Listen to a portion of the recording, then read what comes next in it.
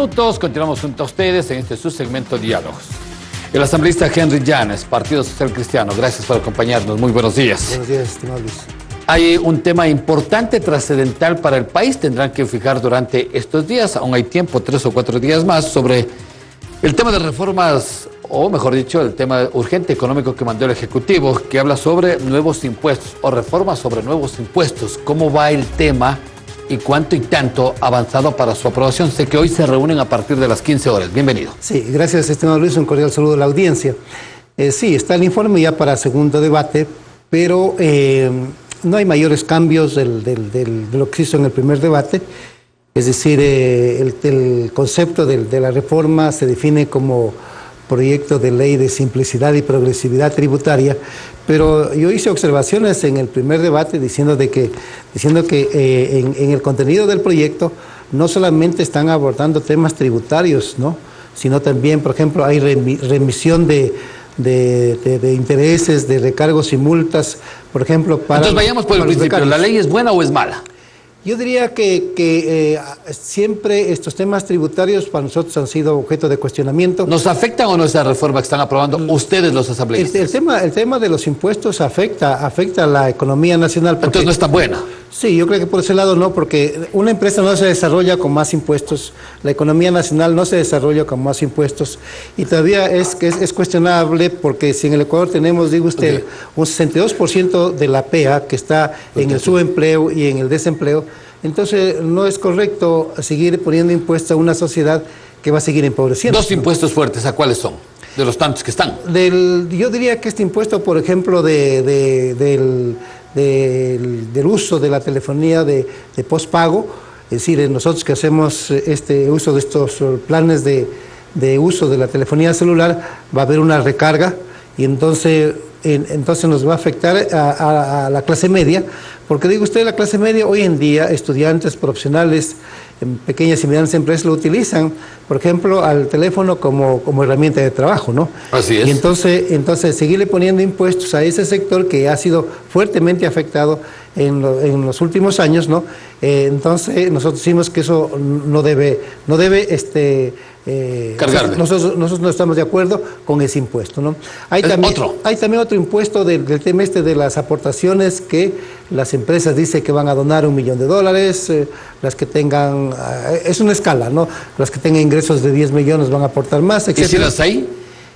Nosotros decimos que ese impuesto, que todo lo que son impuestos, los impuestos o asignaciones o contribuciones, estos no se quedan en la empresa. Siempre pasan hacia el usuario, siempre pasan al consumidor, y entonces nosotros también tenemos la tesis y la política de defender los intereses del usuario, del consumidor.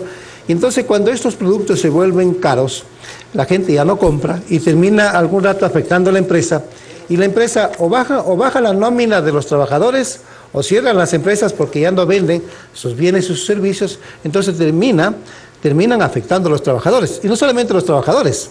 Bueno, eso es un círculo. Es un círculo. La gente deja de aportar al IES, las empresas dejan de aportar al Estado, obviamente los trabajadores se quedan sin trabajo. Entonces ahí hay 4 sectores que cuando hay políticas de esta naturaleza terminan siendo afectados. Dicen lo malo y lo bueno. ¿Qué es lo bueno de la ley? Yo diría que el tema de la remisión, por ejemplo, para los estudiantes becarios o para quienes han solicitado créditos para ir a un posgrado, hoy están ellos fuertemente golpeados. Entonces hay la propuesta del gobierno de que quiere conceder un año de gracia para que que los estudiantes puedan pagar sus créditos, hasta tanto propone la remisión de los intereses, de los recargos, de las multas para ese sector.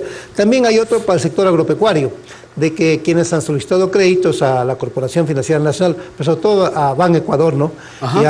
Por ejemplo, en ese caso también va a haber remisión, es decir, condonación de tasas de interés, de recargos y multas. También hay otros que van a ser beneficiados con esa misma política, aquellos, por ejemplo, que fueron afectados el 16 de abril por el terremoto del año 2016, Manabí y Esmeraldas, ¿no? Entonces, allí hay puntos que son positivos. Licenciado Llanes, esta ley económica urgente va a solucionar el problema en el 2020 del desempleo. ¿Para qué es esta ley? Yo diría para muy poco, porque apenas se calcula que serán 600 o 700 millones de dólares que van a recaudar. y entonces esto, además estas asignaciones que va a hacer la empresa privada o ciertos grupos económicos va a ser hasta el año 2023, y entonces se cree que en ese tiempo, bueno, si son 650 por año, apenas serán alrededor de 1.800 millones o 2.000 millones de dólares que van a recaudar hasta el año 2023. A lo mejor es un poquito más, 2.200 millones de dólares. Pero eso yo diría que es apenas... como ¿son 6.000 lo que se tiene que pagar? ¿Ah? Sí, digamos, para este año el déficit, para el año 2020 se calcula más bien un déficit de 3.500 millones de dólares, y entonces muy poco le va a servir. El gobierno va a tener que recurrir a nuevas fuentes de financiamiento. ¿Cómo cuáles esas fuentes? 6.600 millones de dólares requiere para cubrir el financiamiento del presupuesto del año 2020. Renegociar la deuda, a veces dicen, ¿es bueno o no es bueno?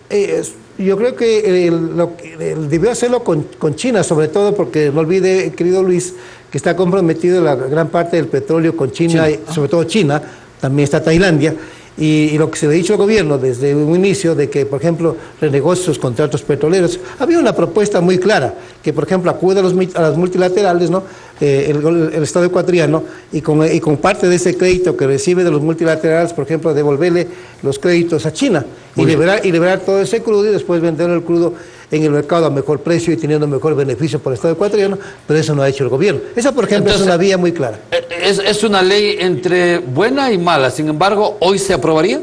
¿Hoy estaría para aprobarse? Porque tiene pocos días. Yo creo que hoy lo van a aprobar, creo que hay acuerdos, no van a contar con nuestros votos. No van a contar los socialcristianos. Nosotros no vamos a votar. Ustedes cuentan con Alianza País. Porque se mantiene la matriz del proyecto anterior, esto de los impuestos a la telefonía celular, esto de que por las ventas, bueno, ya le quitaron para el segundo proyecto, de las ventas, por ejemplo, de los bienes inmuebles, que había ahí el interés del gobierno de poner impuesto a la renta por la venta de bienes inmuebles. ¿Ustedes están votando con Revolución Ciudadana?